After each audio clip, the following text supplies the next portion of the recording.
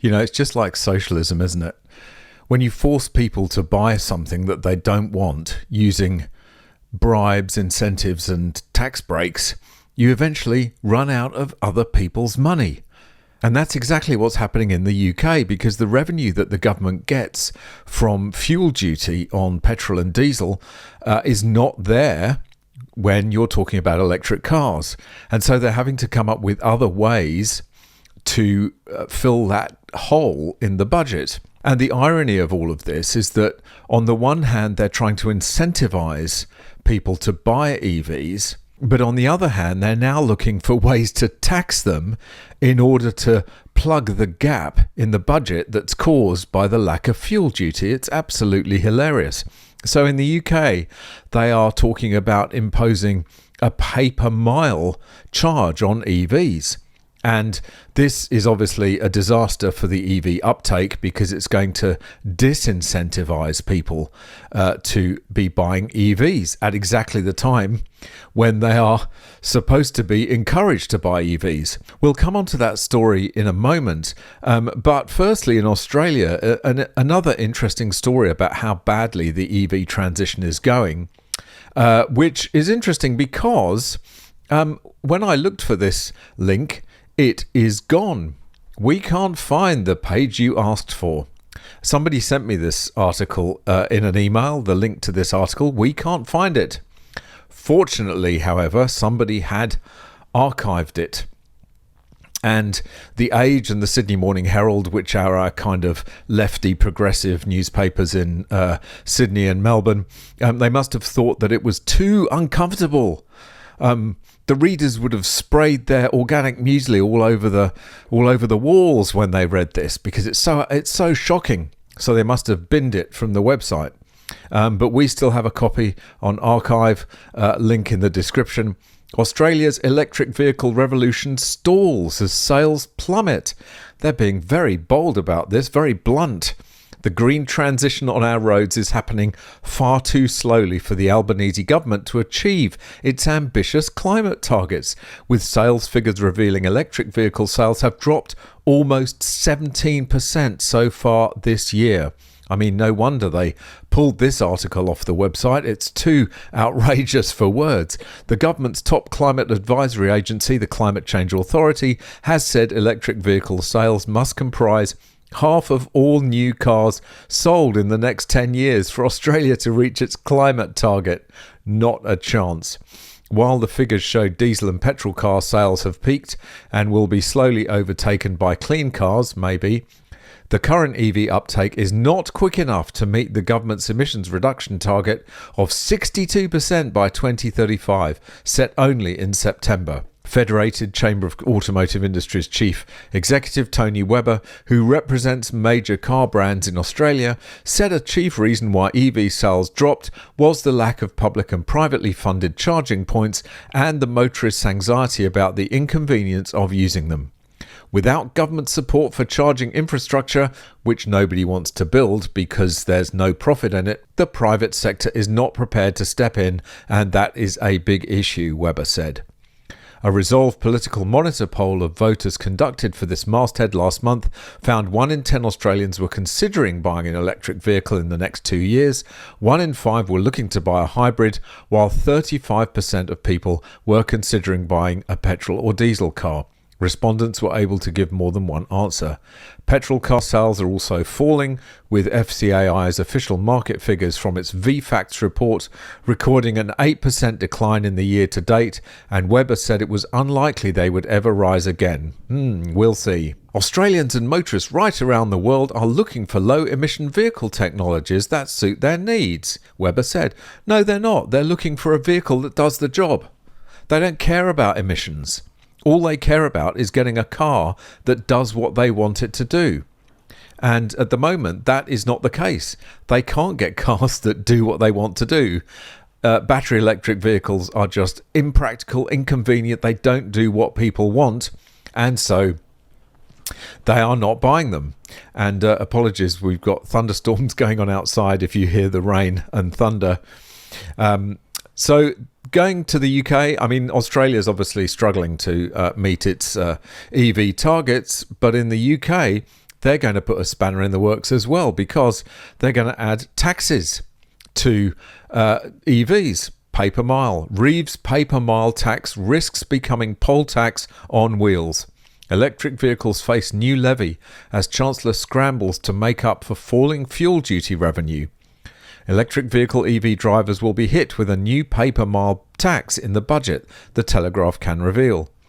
Under current plans to be announced by the Chancellor on November 26th, drivers of electric cars will be charged 3p per mile on top of other road taxes. The scheme, set to kick in from 2028 after a consultation, will mean the average driver faces paying an extra £250 a year, which the president of the AA said risked becoming a poll tax on wheels.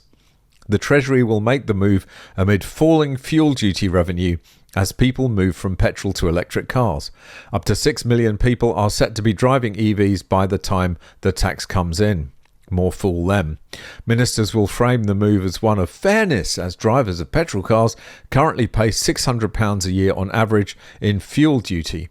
They will also argue that it is different from traditional paper mile schemes, with a fee taken each year on estimated travel and no mass electronic monitoring of movements.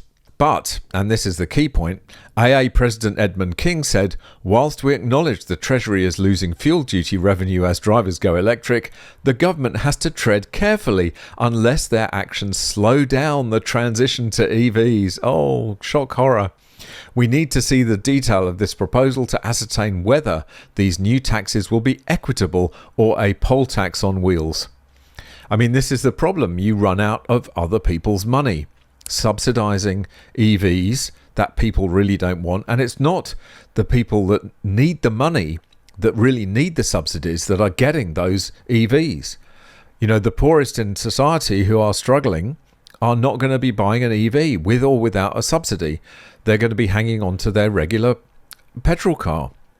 And so it is the wealthy who are thinking, oh yeah, I'll upgrade to an EV and I'll take advantage of the government's generosity. It's just a wealth transfer from the poor to the rich. It's absolutely outrageous. Sir Mel Stride, the Conservative Shadow Chancellor, said, if you own it, Labour will tax it, just like here in Australia.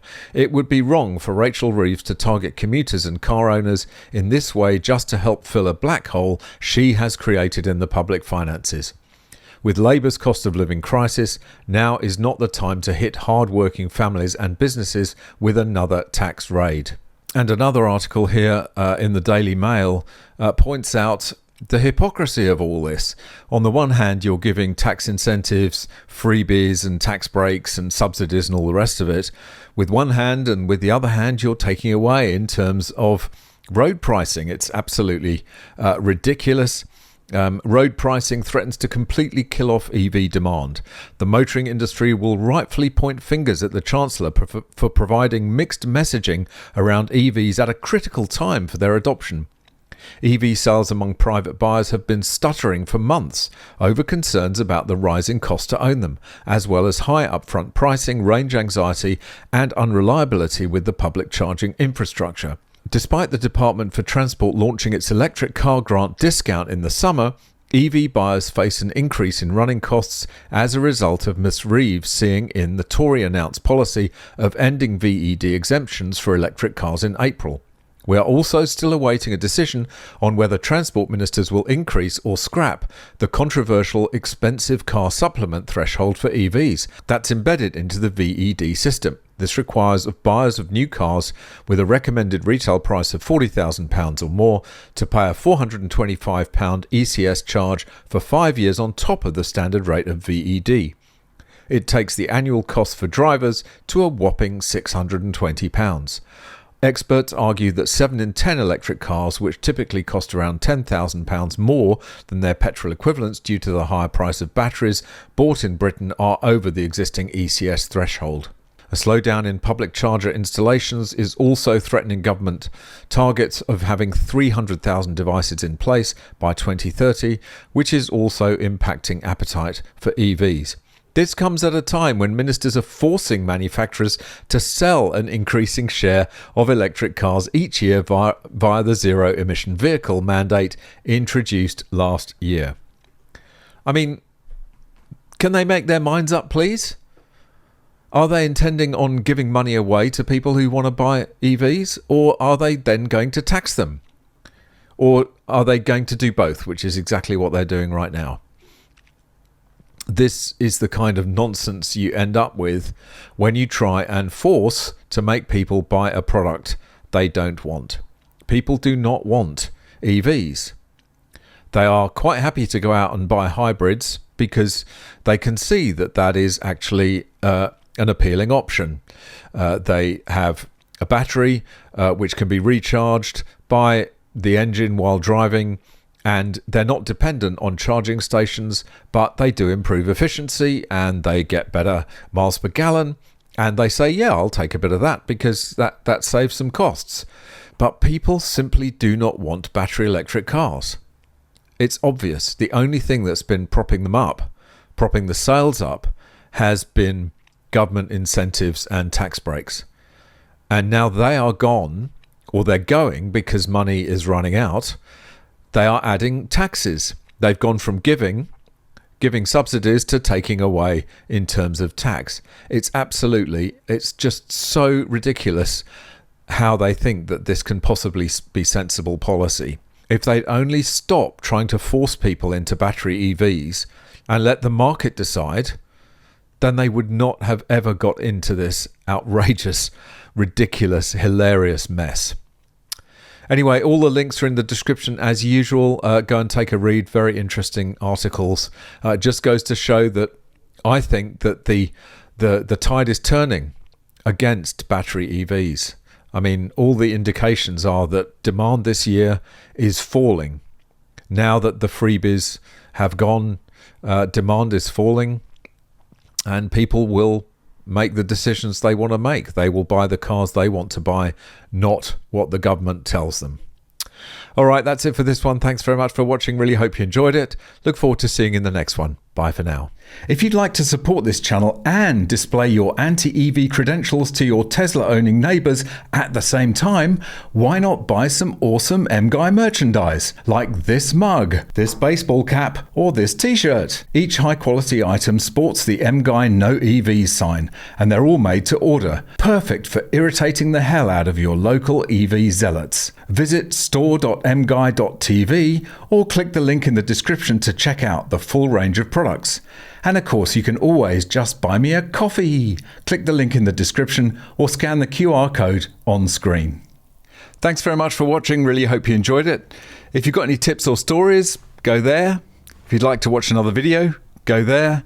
If you'd like to buy me a coffee, go there. And please subscribe to the channel.